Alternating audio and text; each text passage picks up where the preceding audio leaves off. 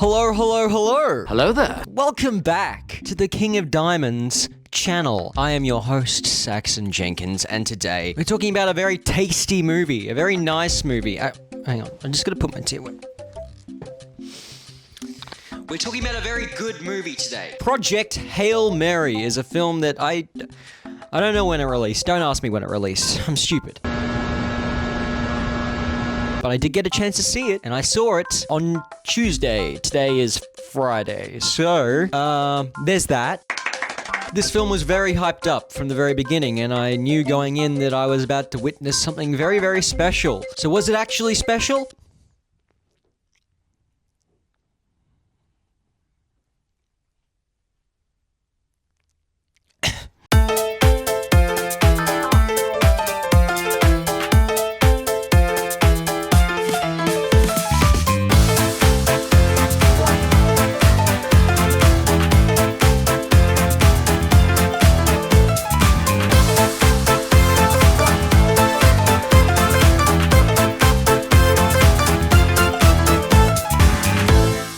Project Hail Mary is a sci-fi adventure film starring Ryan Gosling, Sandra Huller, Milena Vaintrub, James Ortiz, Liz Kingsman, Lionel Boyce, Ken Leung, and Orion Lee. It was directed by Phil Lord and Chris Miller and produced by Pascal Pictures. When I tell you that this film was an absolute joy to watch, and I mean an absolute joy, I mean that this...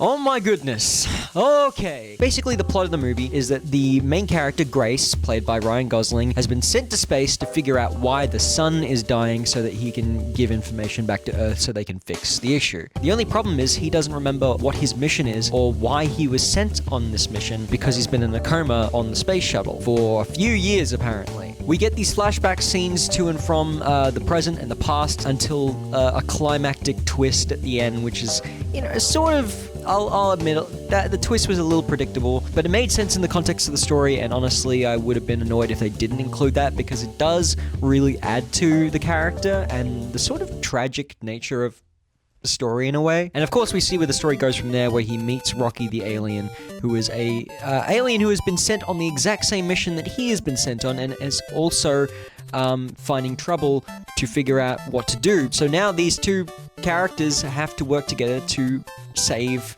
the stars and the sun and stop it from dying.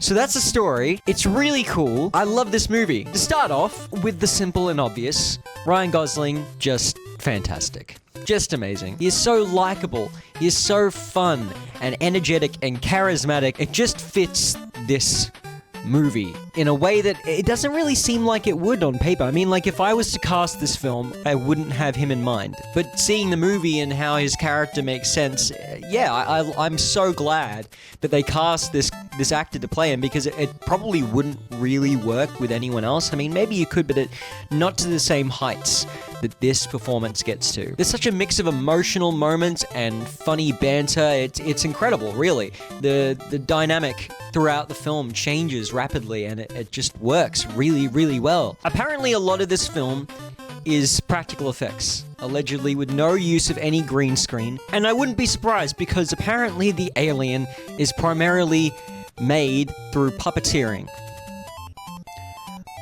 And you can't tell because it looks really good. My man Rocky is such a cute little alien. He's such a fun guy. And what I love about it is, normally in these sort of movies where you have a cute alien type of character, they're very obviously made to be cute and to sell toys. Rocky is not conventionally what you would think is cute when you look at him, but based on the way that he acts and the sounds he makes and just the connection you build with him. Yeah, he is really cute. I want a little Rocky plushie. I'd love a little Rocky plushie. Also, the scenes with the spaceships connecting, if you've seen the movie, and they're moving from side to side and the other spaceship is chasing him, that looks so creative in the way that they filmed it, and it almost was reminiscent of the sort of humor you would get from a Wes Anderson film. The big cherry on the cake was the soundtrack. Yes! The music is incredible in this movie. Not just the original score, but also we got some Beatles music in this movie, and that made me very happy. I've talked on this channel a few times about how much I love the Beatles.